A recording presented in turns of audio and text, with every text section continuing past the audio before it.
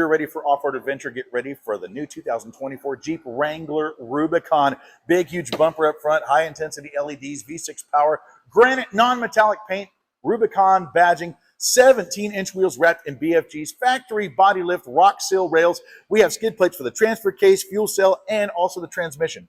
Premium cloth inside, traditional handbrake shifter, four-wheel drive shifter. We can lock and unlock the front and rear differentials, 4 auxiliaries for add-ons. Guess what? Also, we do have our connectivity here, window controls, also our climate controls, big, huge screen right here for all of our apps and everything, traditional driver gauges and digital driver information station, and of course, hands-free controls. Second row, more of that premium gray cloth, also with red stitching. And notice we have floor mats throughout, front and rear. Also, rear power inverter, USB hubs, and rear air, and some webbing back here for goodies. We can go topless. We got the swing gate going open here with full-size tire and wheel.